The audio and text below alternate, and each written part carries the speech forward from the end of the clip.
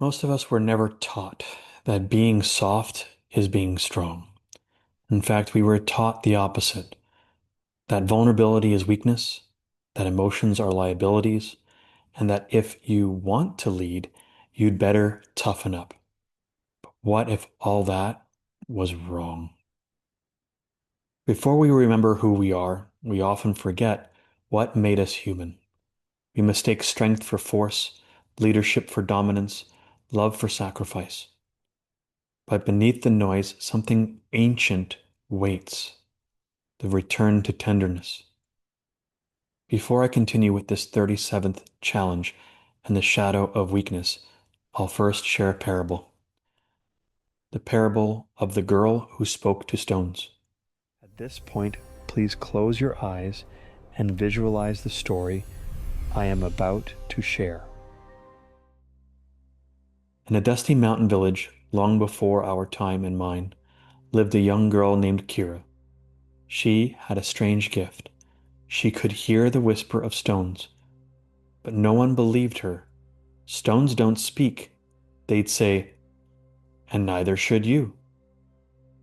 Her family, hardened by survival, taught her to be quiet, to help, to never cry. She learned early that silence was safer than emotion, and giving was safer than asking.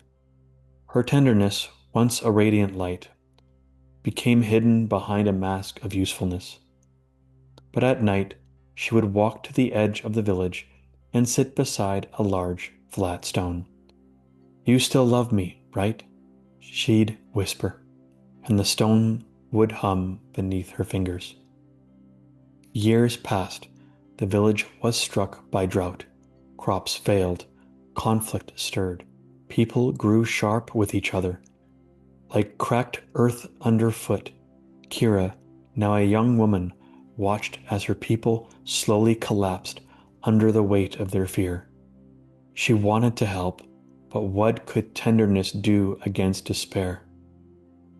One night she sat by her stone and wept, not for herself, but for everyone who had forgotten how to feel.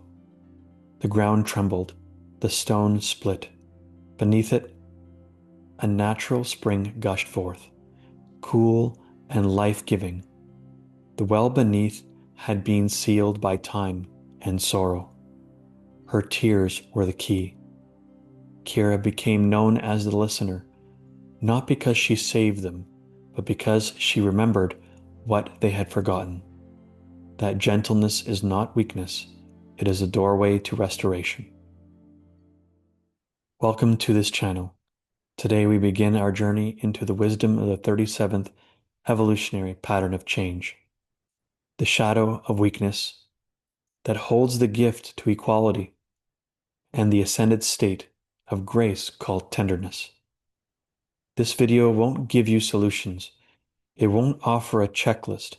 Instead, it'll help explore the depth of the challenge itself, because real transformation begins not from fixing, but from facing what is.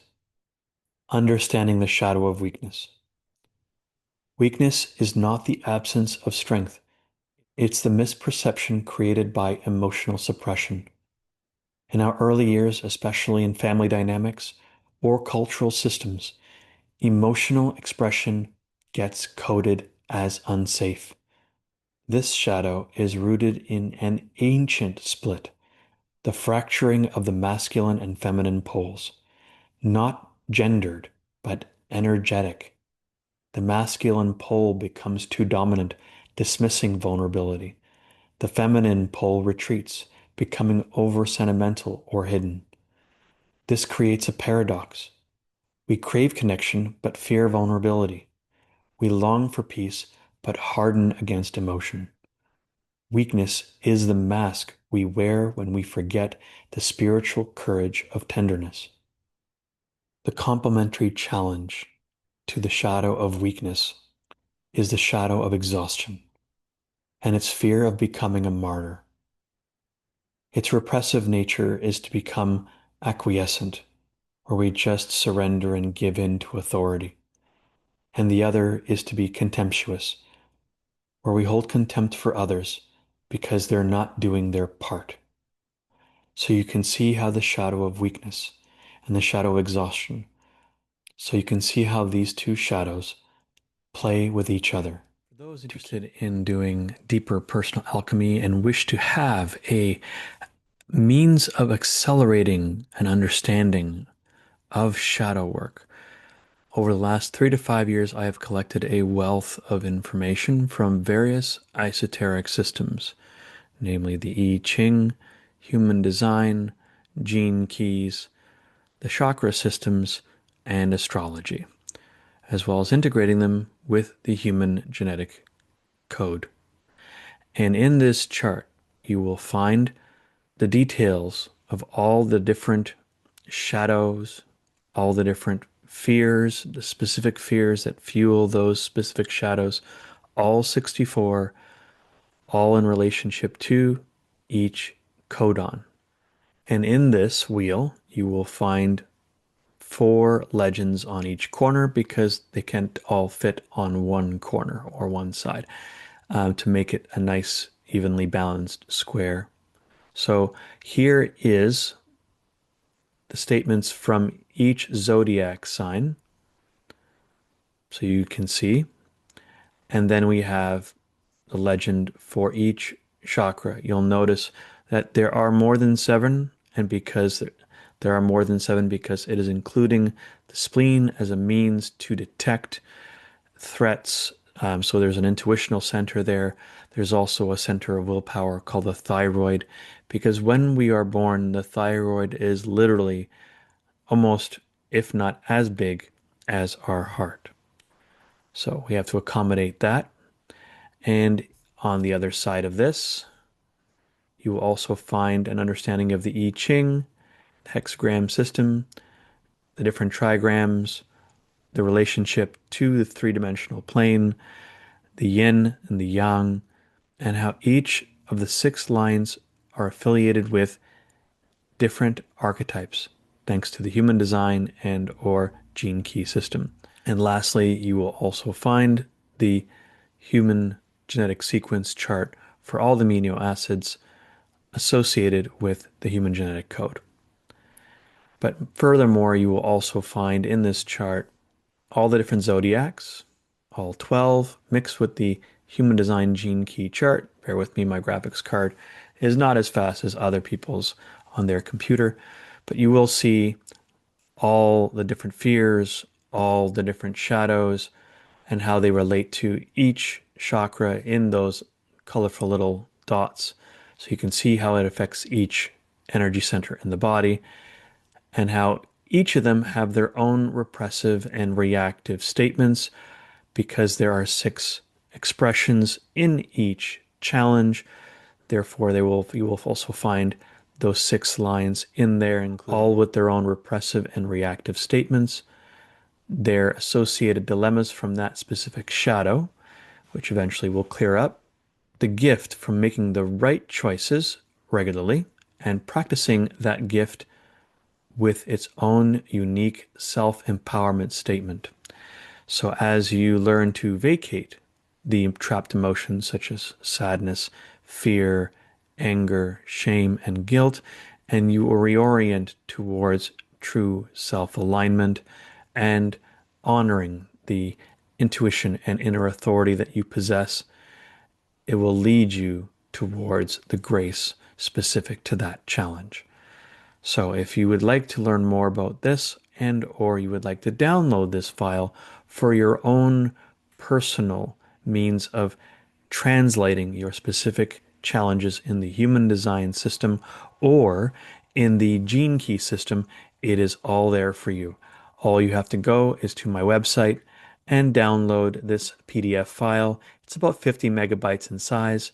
I hope you enjoy this and hope you enjoy this brief glimpse into this massive PDF with all the details about all the specific challenges you'll have in your personal self-realization path.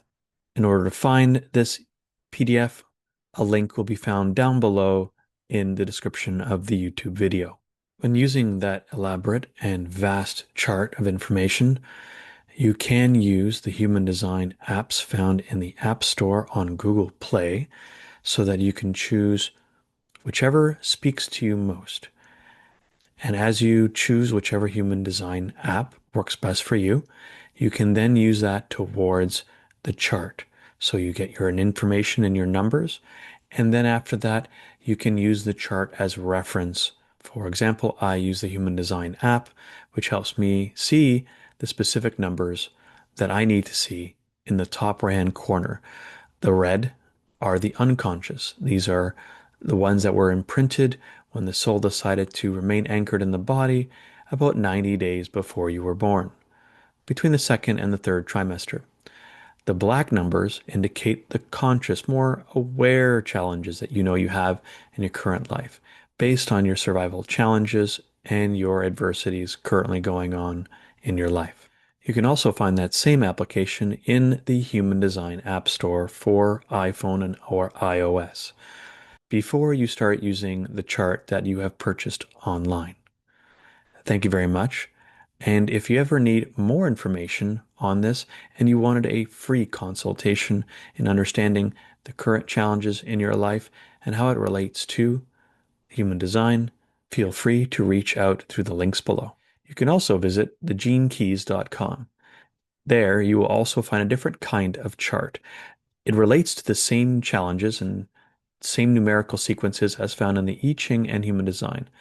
And there you'll be able to find a free profile link where you can then enter in your personal information in this field and then have a look at your specific gene key profiles and understand your genus sequence, your Venus sequence in opening up your heart, your love sequence, prosperity, and finding inner harmony.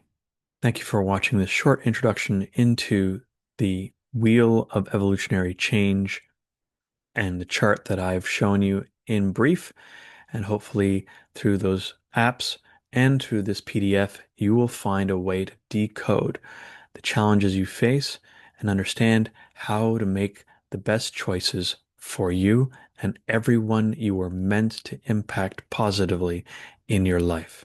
Now back to the shadow work and the evolutionary change in this video. Why this shadow exists from an evolutionary point of view. Evolutionarily, this shadow serves a purpose. Emotional suppression helped groups survive trauma, war, scarcity. But now, in our collective ascension, that survival pattern has become a block. Humanity is shifting, not into force, but through integration. This 37th challenge of evolution is about learning to trust the heart again, not as a liability, but as a compass. This challenge reveals how emotional repression is the true weakness and how healing lies in balanced receptivity and honest expression. Why shifting from the fear of one or most of us being powerless is important to the path to the grace of tenderness. The fear beneath the shadow says, if I soften, I will suffer. But this is the wound speaking, ancestral, inherited, or collective. The path isn't to get over the fear, it's to move through it with our presence. The moment one feels safe enough to be real, love begins to rise. And beyond that, the grace of tenderness. Tenderness is not about fixing anyone. It's the spiritual strength to stay open in a world that is inclined to be staying closed. Tenderness is not about fixing anyone. So if you feel you've been too soft, too emotional, too tender for this world, I invite you to consider maybe the world was too hardened to receive one's truth. In this 37th challenge, it isn't asking you to become someone new. It's inviting us to remember who we were before the world told one that their emotions were dangerous. When that remembrance comes, so does the return of the Universal Mother, not as a myth, but as the quiet power living within us. Thank you for watching this video in its entirety, and thank you for having me part of your journey in seeking truth and a path to our evolution, as well as our path to self-realization. Down below in the description, you will find more about the shadow, some links such as an email address to reach out to me in case you would like to have a free consultation. You'll also have access to my website through the links below in the description, so you can learn about me, what I do, how I do it, and why I do it.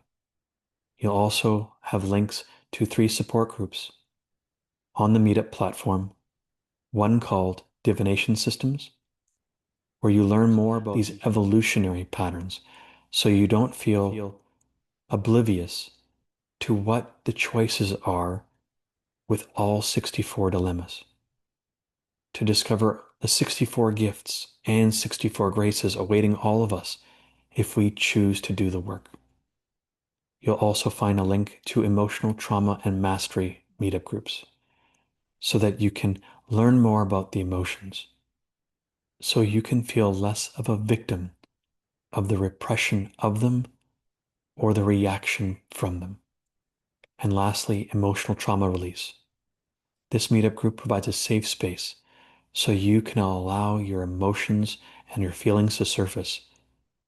That way you can peel back the layers and purge what no longer serves you to hold on to, but at the same time, learn why the emotions reveal themselves and how to have a more constructive and co-creative dialogue with them so you can use them effectively through your own self-guidance and your own inner authority.